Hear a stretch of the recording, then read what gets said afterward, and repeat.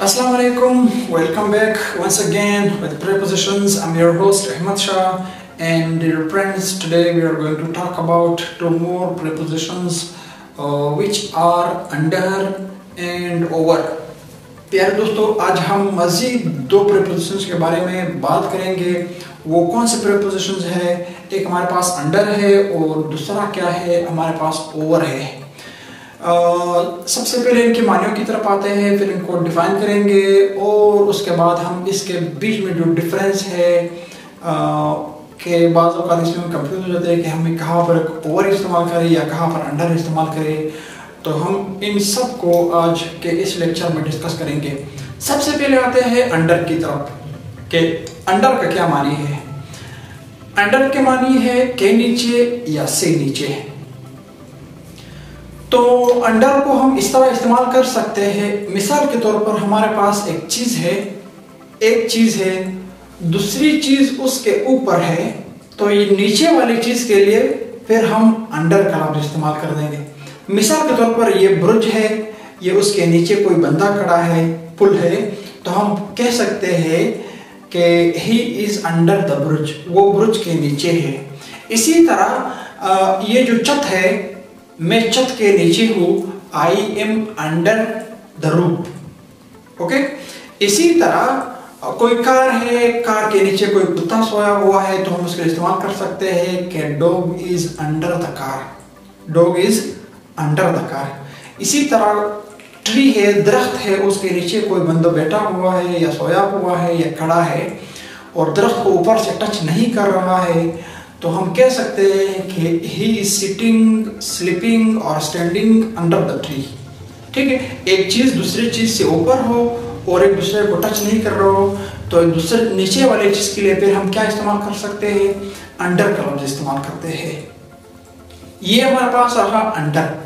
अब आते हैं ओवर की तरफ कि ओवर को हम कहाँ पर इस्तेमाल करते हैं। ओवर का उर्दू मानी है के ऊपर।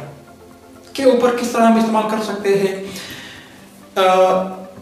एक चीज है, उसके नीचे कोई और चीज है, लेकिन एक दूसरे को टच नहीं करते हो, तो हम फिर ऊपर वाली चीज के लिए ओवर का लफ्ज़ इस्तेमाल कर सकते हैं। मिसाल के तौर पर ये कोई पहाड़ है या कोई बादल है और उसके ऊपर से ऐसे एरोप्लेन या जहाज जा रहा है, तो हम ये कह सकते हैं कि aeroplane is over the mountains, पहाड़ों के ऊपर है, या इसी तरह ओवर द क्लाउड्स, बादलों के ऊपर है, या इसी तरह ओवर द रूफ्स, छतों के ऊपर है। ठीक है, तो जहाज के लिए फिर हम क्या इस्तेमाल कर सकते हैं, ओवर का लफ्ज़ इस्तेमाल करते हैं। इसी तरह नीचे दरिया है, ऊपर पुल है, तो हम कह सकते हैं कि bridge is over the river. इसी तरह river is under the bridge. इस जुमले की मदद से हम अंडर और ओवर को आसानी से समझ सकते हैं कि ओवर का क्या मानी है और अंडर का क्या मानी है। एक दरिया है, दरिया के ऊपर ब्रिज है, तो हम कह सकते हैं कि ब्रिज इज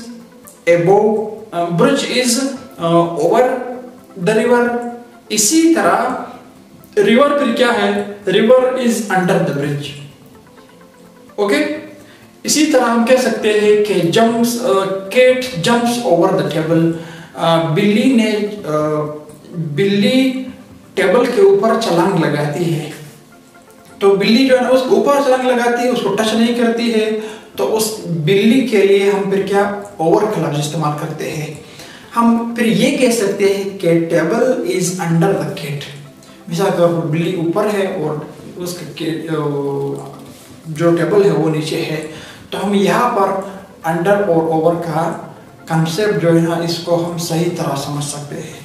तो मुझे उम्मीद है कि आपको ये दो प्रीपोजिशंस अंडर और ओवर समझ में आए होंगे, इनके उर्दू माने समझ में आए होंगे और इनका इस्तेमाल समझ में आया होगा।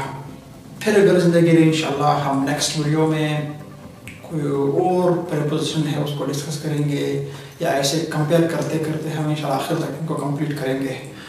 तो अल्लाह हाफिज़। बिलाल।